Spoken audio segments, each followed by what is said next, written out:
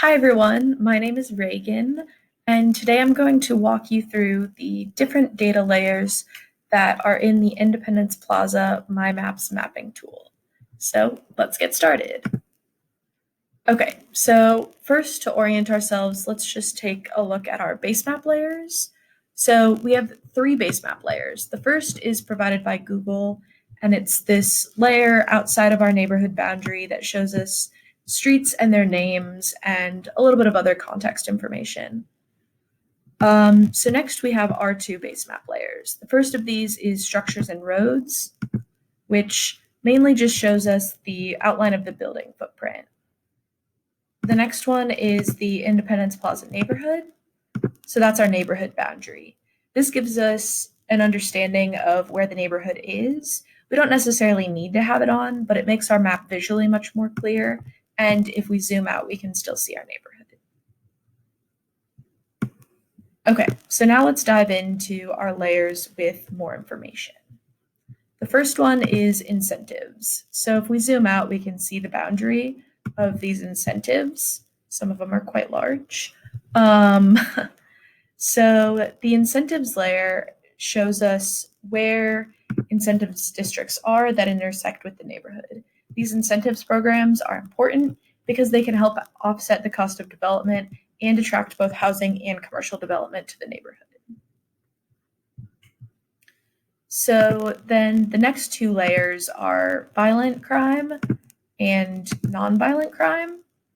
So I'm going to stick with the violent crime layer because they're very similar, but we do have both in here.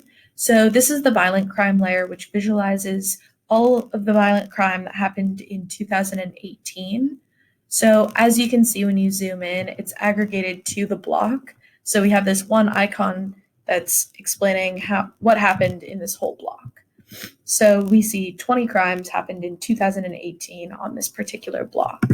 For more information on crime data, you can click into any one of these icons. More information will show up on the top, and you can click this link, and it'll take us to the City Protect website, which is a KCPD run website that'll give us some more up-to-date incident information. So we can click into this and find more up-to-date crimes. It won't be as general, but it's another helpful resource. So the next layer we'll look at is rent to own. So if we zoom out, we can see that layer. The rent to own layer shows us whether residents are renters or homeowners. So we can see all of these orange parcels are homeowners, and then all of the yellow are renters. Then our next layer is structure condition rank. So this layer is telling us the condition of the structure on the parcel. In this layer, green is best, red is worst, and then orange and yellow fall somewhere in the middle, with gray ones having no data. Next, we have year built. So this layer gives us the time period when structures were built, and it starts to show the development pattern of the neighborhood. Next, we have 311 calls.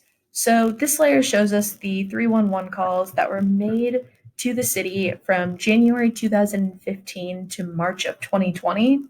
It shows us property violations, trash, mowing and weeds, and vehicle violations, such as abandoned vehicles. So then lastly, we have this neighborhood assets layer. The neighborhood assets layer shows us things like churches, schools, parks, and service providers that contribute to the stability of the neighborhood. All right, so that was a super quick walkthrough, but hopefully it gave you a good overview of the top level information that this map can help you get started with. If you're ready to learn more and dive into the information, be sure to check out our next video about myMaps layers, where we'll take a look at some of the ways that you can use this data. If you have any questions, feel free to contact Hoxie Collective, and you can find our contact information in the description of this video. We're here to help.